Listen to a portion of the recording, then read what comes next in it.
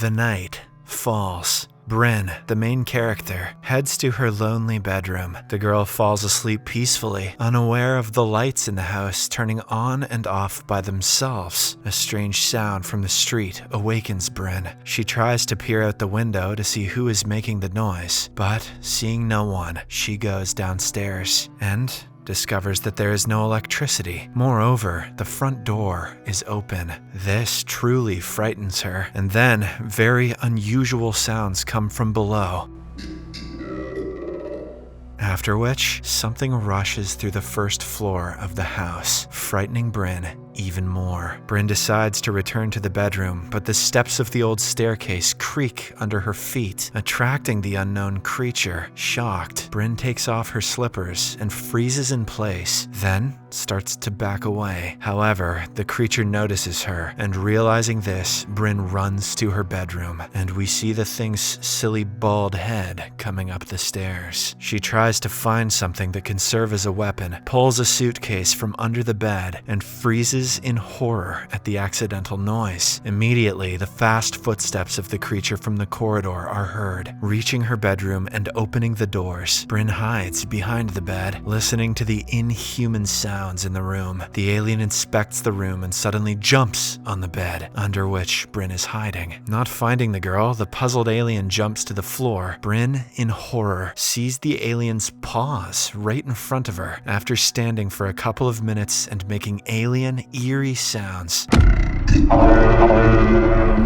the alien jumps out the window. The frightened girl tries to catch a glimpse of her uninvited guest, but there's no one on the lawn. Armed with a curling iron, Brynn goes downstairs and slams the front door. But then, all the electronic appliances in the house turn on simultaneously. The girl turns off the player and the glowing toys on the table and realizes that someone is in the house. She goes to the phone, but there's no signal. Suddenly, the refrigerator doors start to open by themselves, scaring Brynn. She screams and runs towards the stairs, but a terrifying alien with long legs comes down the stairs. The girl squeezes into the gap between the table and the refrigerator. Suddenly, everything goes quiet. Brynn catches her breath and tries to see the telephone receiver, which is grabbed by an inhuman hand. Brynn screams, and the refrigerator door swings open, hiding the alien behind it. Terrifying long hands grab the door, and the alien's face appears over it. Brynn pushes the door and runs to the stairs. Electricity flickers throughout the house, and an inhuman howl is heard behind her as she crashes into the railings and falls to the floor. Brynn crawls into the room, but the table in front of her overturns. Suddenly, something lifts her into the air, and she finds herself face to face with her pursuer, striking it with a toy fragment in the temple. The alien falls dead, and Brynn crawls away in horror. She sits in a daze until morning, but the sun rises and the girl feels encouraged. She feels pain in her wounded legs and removes the glass shards she stepped on during the night. The alien lies dead on the floor, and Brynn covers it with a blanket to avoid seeing the terrifying sight. The girl tries to call 911, but the phone is silent. There's also no electricity. She goes outside, but her car won't start. Then, Brynn returns home and takes a shower, washing off the blood. She gets herself together and heads to town for help. On the way, she sees an overturned mail van and, finding no one inside, tries to ask for help from the residents of the neighboring house. But she also sees scorched circles on their lawn and passes them by. Soon, Brynn reaches the town, but upon entering the police station, she bumps into the police chief and his wife, who suddenly spits in Brynn's face, and no police officers rush to her aid. A distressed Brynn recalls how just yesterday morning she woke up in a wonderful mood. Despite leading a secluded life on the outskirts of Mill River town, Brynn tried not to despair. She made toy houses, sewed new outfits for herself, took care of the lawn where strange circles had appeared the day before, and although after one past incident, the townspeople did not communicate with her, Brynn was free to come to town, send parcels, and visit her mother's grave. Just the day before, before having returned home, she wrote another letter to her best friend Maud, telling her that she had seen her parents. Then the postman came and brought her a long-awaited package, which she celebrated with a glass of wine and a delicious dinner, finishing the letter to Maud, begging her forgiveness, even though 10 years had passed. And now, today, no one is coming to her aid. The police pretend not to see her, and she leaves. She wanders around the town, trying to figure out what to do next, and suddenly sees a bus and does the only sensible thing. She leaves town. She finally feels safe and relaxes, when suddenly she hears bubbling sounds behind her and is attacked by the local postman, taken over by an alien. Brynn barely manages to fight him off and get out of the bus. She walks home and finds herself near the church. The girl hopes for help,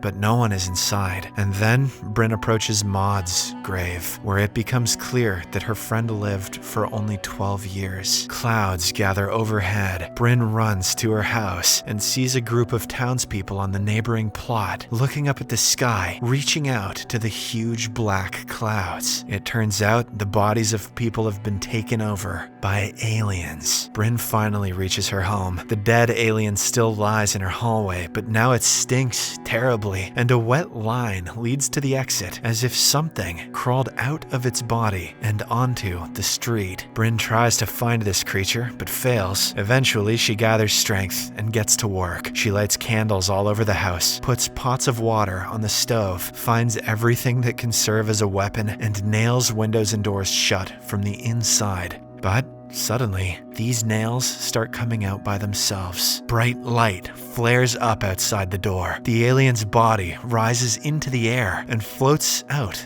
the door. Brynn hides and hears that someone has sneaked into the house. She sees an alien entering the door and tries to hide. She arms herself with scissors. When the alien appears right in front of her, Brynn gets her hands on a photograph of her and Maud, which the alien snatches from Brynn and examines closely, while Brynn manages to escape to the kitchen. But there, another shorter and very malicious alien attacks her. Brynn fights it and in desperation bites its arm. It releases her and jumps aside, giving her a chance to reach the boiling pots. She pours boiling water over it, but the small malicious alien seems to get even angrier. Then, a ship's beam lights up outside the window, literally pulling Brynn's weapon, an iron ladle, towards it. She is left empty-handed in front of the alien, cautiously goes into the bathroom and locks the door. But it breaks through the door. Here's Johnny. And attacks her. Brynn grabs a mop, and after the alien breaks it, uses the stick as a spear, pinning the alien to the cupboard, after which she finally manages to escape. Brynn finds herself outside, where she sees another fallen alien, and,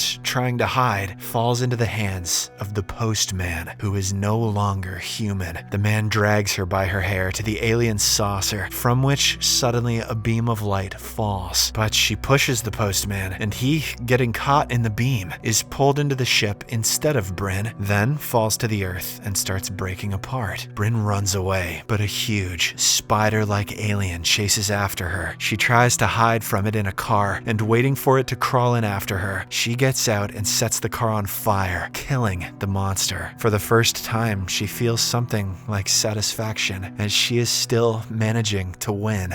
But from above, another beam falls, and the girl hides in the house. However, a new alien enters and stops by the wall with photographs. Brynn tries to attack him, but he easily throws her aside, straight through the damn wall. And then, outside the window, a beam activates that paralyzes the girl. During this time, the alien emits a parasite, which then enters Brynn's mouth. When she wakes up, she finds herself in her bed, with the sun shining outside, and her house looks completely normal. Brynn touches her face and suddenly realizes that it was all a dream. She laughs through tears when she hears children's laughter outside, and going downstairs, she sees her living friend, Maud. It's here that she understands that this is all just a fantasy, and she proceeds to pull the parasite out of her throat. The sun immediately disappears, and Brynn finds herself on the lawn in front of her house. The parasite runs away and gets caught in the beam of a spaceship. Brynn sees her own clone formed in the beam and runs into the woods, where she is forced to confront herself. The alien Brynn stabs the real Brynn with a knife, to which she responds by cutting the clone's throat with a a box cutter. But the girl's suffering does not end there, as she is caught in the tractor beam, and this time is lifted inside the alien spacecraft. Unable to move, she sees one of the aliens touching her forehead and viewing her memories, including how she built a city model with her deceased mother. But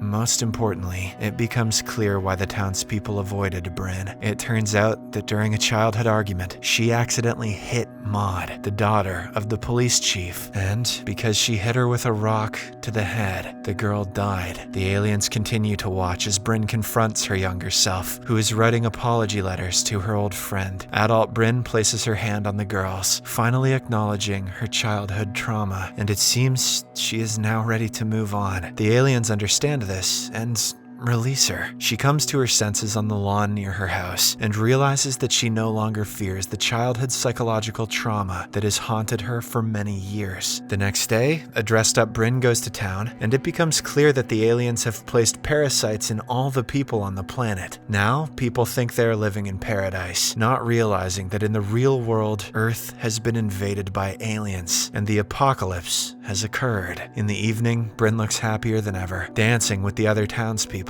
Now she is effectively in the ideal city, the model of which she built with her mother. People are joyful and happily dance, not looking up, where spaceships hover over the entire planet, suggesting that the invasion was successful. This is where the movie ends.